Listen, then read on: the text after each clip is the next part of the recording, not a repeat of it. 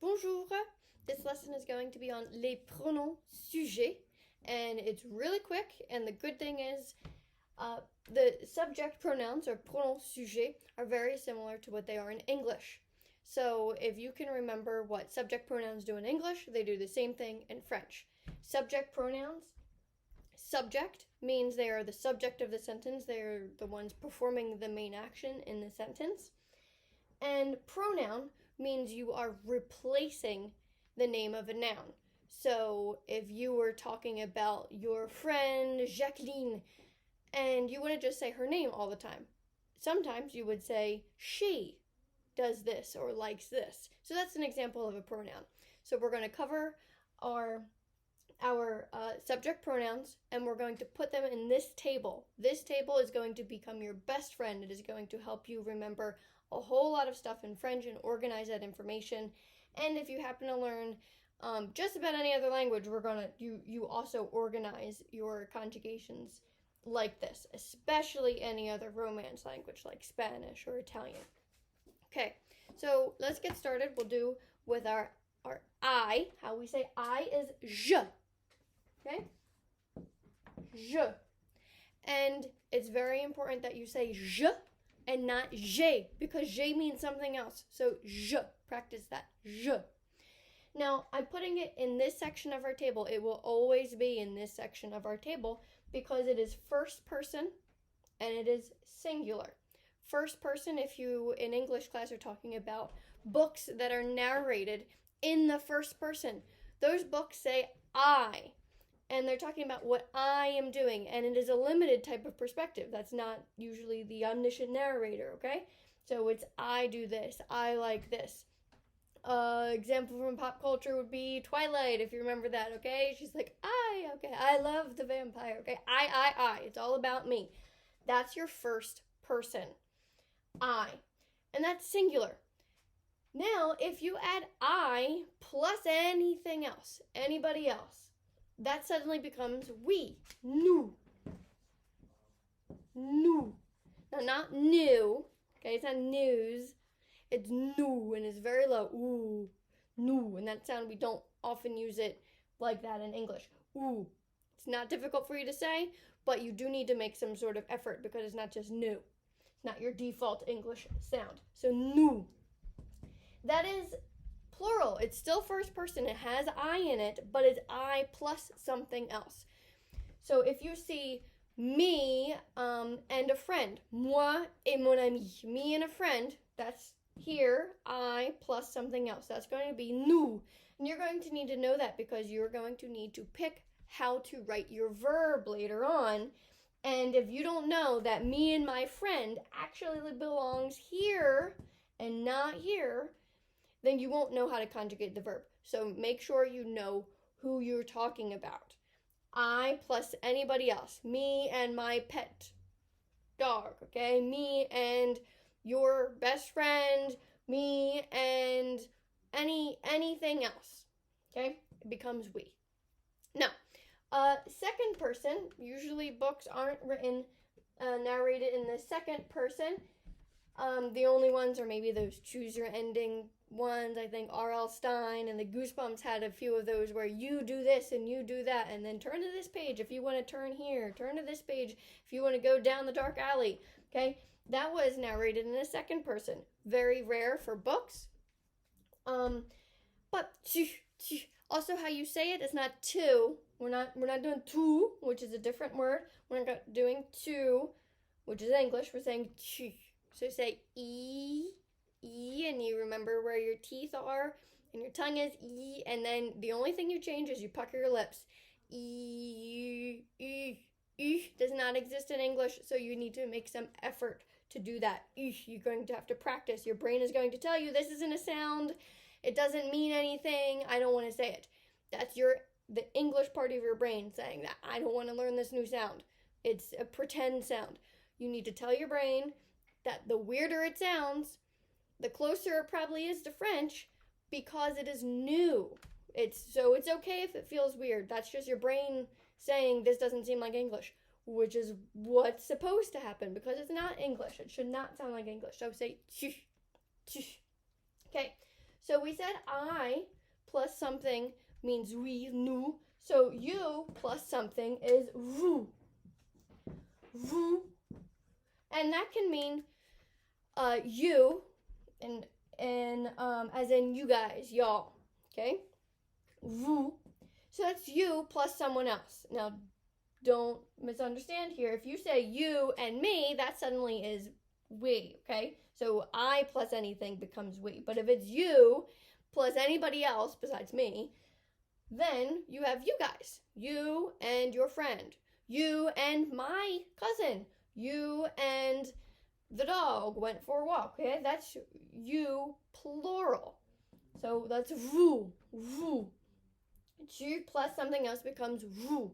Why do you need to know that? Again, because you cannot make a sentence without knowing who it is that's the subject, okay? You need to be able to know what your subject is. So know the difference between tu and vous. Now, vous can also be used for formal, and we don't tend to do that in English. Used to be.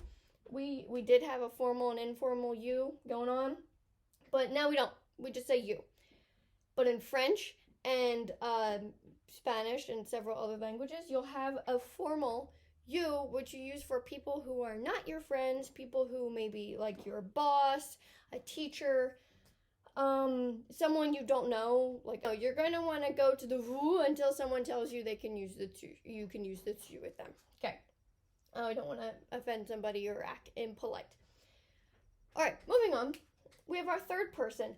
A lot of books written in the third person because, well, for instance, Harry Potter, okay? It's Harry does this, Harry goes here, and you get to see some scenes in a book that if a first person was narrating it, you wouldn't really see, right? So third person, he does that, and it's not always following Harry. It can also do a flashback or, follow Dumbledore for a few minutes, okay? So we have our third person. That's our third person. We have il, I, L, and we have elle, okay? Like Danielle, Michelle, elle, okay? Ella, it looks like. We have il, elle, he, and she. So we have I, you, he, she. And then we have we, you guys, you all, and they. Now that's simple. We just take il and we add an S, or L and we add an S. And suddenly this is they. So we have he and she, il, elle, and we have il, elle. Do not pronounce the S. Okay, don't pronounce the S. We will learn when we pronounce the S, but a lot of times we do not. So you don't say ils, elles. How will you know if it's plural, if I'm saying they, or a difference between he or she? You'll know based on the context of the sentence. So please don't say ils. You can say il avec un S, with an S, avec un S, with an S if you want to tell me that there's an S. Or you can say il pluriel, okay, or il singulier, but please don't say ils. That doesn't help anybody. Okay, so these two mean they. And you'll notice that we have a they that seems like it's boys and a they that seems like it's girls. We have he, and then we have this they that's masculine. That's pretty self-explanatory here. What's not so clear is when you use them. Now, commonly in French now, and this is the general rule, if you have 99 girls but one boy, you still use il. That is still the main rule here. Now that's what like the French that's the rule, okay? There are people who are saying, well, that doesn't seem right. Like, it's a majority girls here. Shouldn't we say elle, or shouldn't we be able to pick? And, okay, yes, but I don't get to make French. I don't get to make the standardized French tests. And so I'm going to teach you the standard French rule, okay? This is they, this is they. This is they when it is 100% female, or feminine things. We'll get to that in a second. And this is they when it is either all boys or a mix of any ratio. Again, 99 girls, one boy, we still say il. Now the trick with French is that you have il and elle, he or she. Notice we do not have an it. There's no gender neutral word here, right? We have he or she. So if you want to say it and you're referring to the pencil, it fell on the floor, you need to pick either he or she. Now you don't just get to pick either one. You have to know if pencil is masculine or feminine, which brings us to gender. Unlike English, every word has gender in French, and that is common with the Romance languages, okay? Spanish, this issue is going to find you. All right.